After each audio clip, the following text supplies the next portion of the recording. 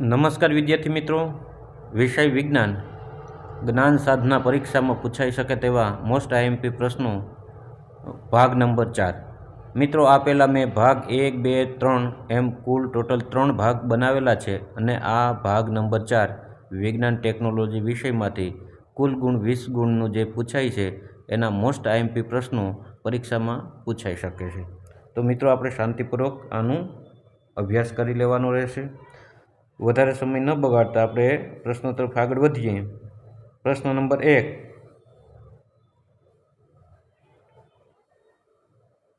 પ્રકાશ સંશ્લેષણની ક્રિયા માટે કયો વાયુ જરૂરી છે?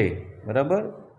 તો પ્રકાશ સંશ્લેષણની ક્રિયા માટે કયા વાયુની જરૂર છે? તો એનો જવાબ આવે છે બી, CO2. ત્યારબાદ બીજો પ્રશ્ન, ઉર્જાનો મુખ્ય સ્ત્રોત કયો છે? તો કે સૂર્ય. ત્યારબાદ ત્રીજો પ્રશ્ન, ખરીફ પાક કયા સમયગાળા દરમિયાન જોવા મળે છે? તો ત્રીજાનો જવાબ આવે છે બી, જૂનથી સપ્ટેમ્બર.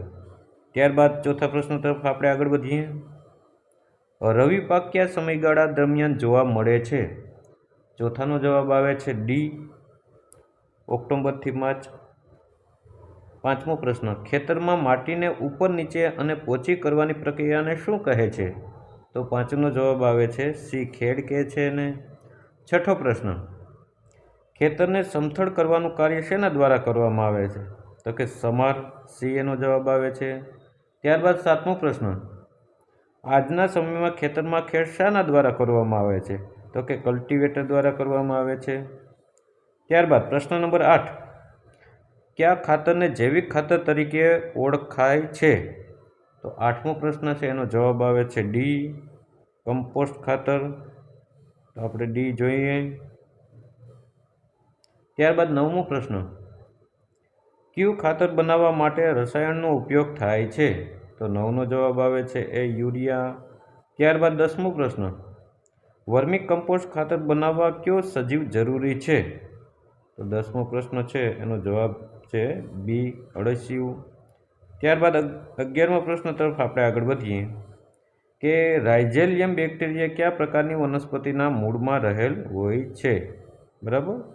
તો એનો જવાબ આવશે ડી, કઠોળ. 12મો પ્રશ્ન આપણે જોઈએ કે રાઇઝોલિયમ બેક્ટેરિયા કયા તત્વનું જમીનમાં સ્થાપન કરે છે? તો 12નો જવાબ આવે છે સી, નાઇટ્રોજન. 13મો પ્રશ્ન, કયું ખાતર પ્રાકૃતિક પદાર્થના વિધાન બાદ તૈયાર થાય છે? તો 13મો પ્રશ્નનો જવાબ આવે છે એ, કમ્પોસ્ટ. ત્યારબાદ 14મા પ્રશ્ન તરફ આપણે આગળ વધીએ. પાકને ઠંડી તેમજ ગરમ હવાથી રક્ષણ આપે છે. 14મું છે, ખાલી જગ્યા પાકને ઠંડી તેમજ ગરમ હવાથી રક્ષણ આપે છે. તો 14નો જવાબ આવે છે બી, પાણી. 15મો પ્રશ્ન, ખેતરમાં પાણી પૂરું પાડવાની ક્રિયાને શું કહે છે? તો 15નો જવાબ આવે છે સી કહે છે, એટલે કે સિંચાઈ કહે છે. ને 16મો જવાબ છે, પ્રશ્ન છે, સિંચાઈની કઈ પદ્ધતિ પરંપરાગત પદ્ધતિ નથી? તો 16નો જવાબ આવે છે ડી, ટપક. 17મો પ્રશ્ન છે, ફળાઉ વનસ્પતિ તેમજ બગીચામાં પાણી આપવાની સર્વોત્તમ પદ્ધતિ કઈ છે? તો 17નો જવાબ આવે છે એ, ટપક પદ્ધતિ સર્વોત્તમ છે. ત્યારબાદ 18મો પ્રશ્ન તરફ આપણે આગળ વધીએ. લણણી કરવા માટેના યંત્રને શું કહે છે? તો 18મો પ્રશ્નનો જવાબ આવે છે હાર્વેસ્ટર કહેવાય છે. ને 19મો પ્રશ્ન, કયો રોગ વાયરસથી થાય છે? એનો જવાબ આવે છે સી, પોલિયો. ત્યારબાદ નીચેમાંથી કઈ લીલ છે? વિષ્ણુ. તો એનો જવાબ આવે છે ડી આવે છે. ત્યારબાદ 21મું, કયા સૂક્ષ્મજીવનો ઉપયોગ ઔષધ બનાવવા તેમજ જમીનની ફળદ્રુપતા વધારવા માટે થાય છે? 21નો જવાબ આવે છે એ, બેક્ટેરિયા. આપણે બરાબર 20નો જવાબ ડી આવે તો એને વ્યવસ્થિત આપણે ચેકિંગ કરી નાખીએ. બરાબર દેખાતો નથી એમાં. એનો જવાબ આવે છે ડી. ત્યારબાદ 22મો પ્રશ્ન તરફ આપણે આગળ વધીએ. ઈડલી અને ઢોસાના આથવણ માટે કયો સૂક્ષ્મજીવ મદદ કરે છે? તો 22મો પ્રશ્નનો જવાબ આવે છે સી, પીસ્ટ. 23મો પ્રશ્ન, વિનેગારના ઉત્પાદનમાં કયા સૂક્ષ્મજીવનો ઉપયોગ થાય છે? 23નો જવાબ આવે છે પીસ્ટ. 24મો પ્રશ્ન છે, કેટલાક ઔષધ બીમારી પેદા કરનાર સૂક્ષ્મજીવોને નષ્ટ કરે છે અથવા તેમની વૃદ્ધિ અટકાવે છે, એન્ટીબાયોટિક્સ. ત્યારબાદ 25મો પ્રશ્ન છે, એન્ટીબાયોટિક્સનું ઉત્પાદન કયા સૂક્ષ્મજીવો દ્વારા કરવામાં આવે છે? એનો જવાબ આવે છે એ ફૂગ અને બેક્ટેરિયા. ત્યારબાદ 26મો પ્રશ્ન, શીતળાની રસીના શોધક કોણ હતા? 26મો પ્રશ્ન આવે છે, એનો જવાબ આવે છે સી. Edward Zener. 27મો પ્રશ્ન, ચેપી રોગ શેના દ્વારા ફેલાય છે? એનો જવાબ આવે છે આપેલ તમામ, એટલે હવા, પાણી, ખોરાક તમામ દ્વારા ફેલાય છે. 28મો પ્રશ્ન, મેલેરિયા થવા માટે કયો સૂક્ષ્મજીવ જવાબદાર છે? તો 28નો જવાબનો પ્રશ્ન છે, એનો જવાબ આવે છે બી, પ્લાઝ્મોડિયમ. બરાબર. ત્યારબાદ 29મો પ્રશ્ન, ડેન્ગ્યુ વાહક સજીવ કયું છે? 29મો, તો એનો જવાબ આવે છે માદા એડિસ મચ્છર. ત્યારબાદ 30મો પ્રશ્ન, શરદી કયા સૂક્ષ્મજીવ દ્વારા થાય છે? તો 30નો જવાબ આવે છે વાયરસ દ્વારા થાય છે. 31મો, ફેટ અને માઉથ ડિસીઝ વાયરસ કોનામાં જોવા મળે છે? એનો જવાબ આવે છે સી, ઢોરમાં જોવા મળે છે. 32, ફળોના રસની જાળવણી શેના દ્વારા કરવામાં આવે છે? એનો જવાબ આવે છે ડી, શકેરા. 33મો છે, દહીં જમાવવા માટે કયા બેક્ટેરિયા જવાબદાર છે? એનો જવાબ આવે છે એ, રાઇઝોલિયમ.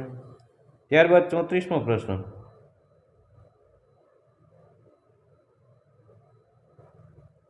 એન્ટીબોડીનું ઉત્પાદન શેમાંથી થાય છે? એનો જવાબ આવે છે બી, વાયરસ.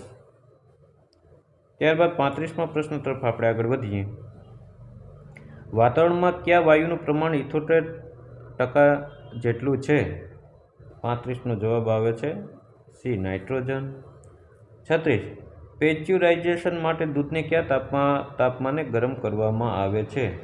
એનો જવાબ આવે છે 70 સેલ્સિયસે, એટલે એનો જવાબ ડી. ત્યારબાદ 37મા પ્રશ્ન તરફ આપણે આગળ વધીએ કે પુનઃ અપ્રાપ્ય કુદરતી સંસાધનોમાં કોનો સમાવેશ થતો નથી? એનો જવાબ આવે છે કોલસો. ત્યારબાદ 39મા પ્રશ્ન તરફ આપણે આગળ વધીએ, કયા બળતણ દ્વારા પ્રદૂષણ ઓછું ફેલાય છે? બરાબર, કયા બળતણ દ્વારા પ્રદૂષણ છે એ ઓછું ફેલાય છે? એનો આપણે જવાબ જોઈએ. એનો જવાબ આવે છે બી, સીએનજી દ્વારા ઓછું પ્રદૂષણ ફેલાય છે. ત્યારબાદ 40મો પ્રશ્ન, પુનઃ અપ્રાપ્ય કુદરતી સંસાધનોમાં કોનો સમાવેશ થાય છે? 40નો જવાબ આવે છે સી, અશ્મિ બળતણ. 41મો પ્રશ્ન, જે રાસાયણિક પ્રક્રિયા દરમિયાન પદાર્થ ખાલી જગ્યા સાથે પ્રક્રિયા કરી ઉર્જા ઉત્પન્ન કરે છે તેને દહન કહે છે. 41મો પ્રશ્નમાં શું જવાબ આવે છે? D, oxygen. 42મો પ્રશ્ન છે, દહનશીલ પદાર્થને ઓળખો. તો મેગ્નેશિયમ છે એનો જવાબ આવશે. ત્યારબાદ 43મા પ્રશ્ન તરફ આપણે આગળ વધીએ, અદહનશીલ પદાર્થને ઓળખો. તો 43મો પ્રશ્ન છે એનો જવાબ આવે છે પાણી. 44મો પ્રશ્ન છે, જે નીચામાં નીચા તાપમાને પદાર્થ સળગે છે તે તાપમાનને તેનું ખાલી જગ્યા કહે છે. તો 44નો જવાબ આવે છે એ જ્વલનબિંદુ કહેવાય એને. 45મો, કેરોસીનનું જ્વલનબિંદુ લાકડા કરતાં નીચું છે, જ્યારે બંનેને અલગ અલગ સળગાવવામાં આવે ત્યારે શું જોવા મળશે? તો 45નો જવાબ છે એ, પહેલાં કેરોસીન સળગશે. બરાબર. ત્યારબાદ 46મો પ્રશ્ન, કયો વાયુ દહન પોષક છે? કયો વાયુ દહન પોષક છે? તો 46નો જવાબ આવે છે બી, ઓક્સિજન. ત્યારબાદ 47મો પ્રશ્ન છે, દહન દરમિયાન ખાલી જગ્યા અને ખાલી જગ્યા ઉત્પન્ન થાય છે. તો 47માં શું આવશે? સી આવશે, ઉષ્મા અને પ્રકાશ. તો આપણે 47માં સી રાઈટ કરી દઈએ, ઉષ્મા અને પ્રકાશ.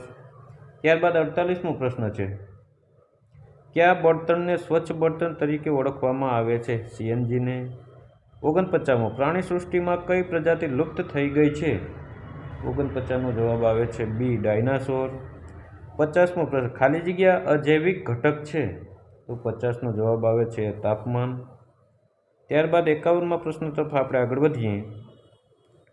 રેડ ડેટા બુક શેનો રેકોર્ડ રાખે છે? તો એનો જવાબ આવે છે ડી કે નાશપ્રાય પ્રાણી અને વનસ્પતિ. ત્યારબાદ 52મો પ્રશ્ન છે. અંડપ્રસવી પ્રાણી છે? તો 52 છે એનો જવાબ આવે છે બી કાચબો. ત્યારબાદ 53મો ખાલી જગ્યા અપત્ય પ્રસવી પ્રાણી છે? એનો જવાબ આવે છે ગાય. ત્યારબાદ 54મો પ્રશ્ન. ઉંમરના કયા સમયગાળાની અવસ્થાને કિશોરાવસ્થા કહે છે? બરાબર, ઉંમરના કયા ગાળાની અવસ્થાને કિશોરાવસ્થા કહે છે? તો 54મો પ્રશ્ન છે એનો જવાબ આવે છે સી 11 થી 19 વર્ષ. ત્યારબાદ 55મો પ્રશ્ન છે. મનુષ્યમાં લિંગી રંગસૂત્રની કેટલી જોડ આવેલ છે? એનો જવાબ છે બી 1. મનુષ્યના કોષ કેન્દ્રમાં કેટલા જોડ રંગસૂત્ર આવેલા હોય છે? તો એનો જવાબ આવે છે 56માં ડી આવે છે. તો આપણે એને રાઈટ કરી દઈએ. 57મો પ્રશ્ન છે. લિંગી રંગસૂત્રને કયા અંગ્રેજી મૂળાક્ષર દ્વારા દર્શાવવામાં આવે છે? તો 57નો જવાબ આવે છે એ એક્સ અને વાય. 58મો પ્રશ્ન છે. મનુષ્યના ગળાના ભાગમાં કઈ ગ્રંથિ હોય છે? થાઇરોઇડ ગ્રંથિ આવેલી હોય છે. એનો બી જવાબ સાચો છે. ત્યારબાદ 59મો પ્રશ્ન છે. કયો અંતઃસ્રાવ ગુસ્સા અને ચિંતાની સ્થિતિને નિયંત્રણમાં રાખવાનું કામ કરે છે? એનો જવાબ આવે છે એડ્રીનાલિન.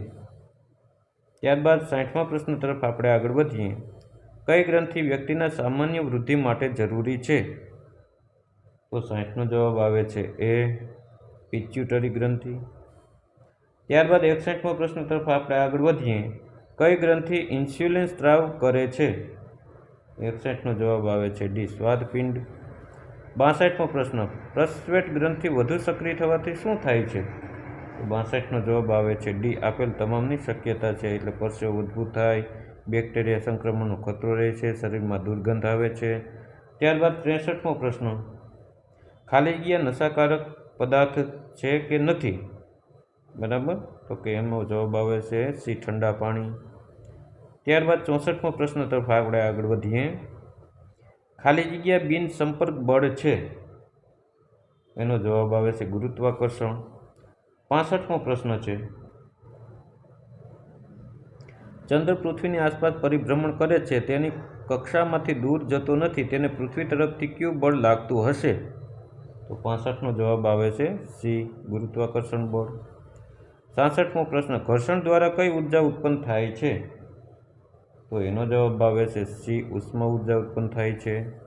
67મો પ્રશ્ન. સમર તેની ગાડી અલગ અલગ જગ્યાએ ચલાવે છે, તેને કઈ જગ્યાએ ઘર્ષણ બળ સૌથી વધુ લાગશે? તો કે ડી રેતાળ પ્રદેશમાં. 68મો પ્રશ્ન. હવામાં ઉડતા વિમાનને કયું ઘર્ષણ બળ લાગે છે? 68મો પ્રશ્ન છે. તો એનો જવાબ આવે છે બી આવે છે તરલ ઘર્ષણ આવશે એનો જવાબ. 69. ઢાળ પર રગડતા દડાને કયું ઘર્ષણ બળ લાગે છે? એનો જવાબ આવે છે લોટણ ઘર્ષણ. 70મો પ્રશ્ન છે. મનુષ્ય કઈ આવૃત્તિનો ધ્વનિ સાંભળી શકે છે? તો એનો જવાબ આવે છે ડી 20 HZ થી 20,000 HZ. 71મો પ્રશ્ન.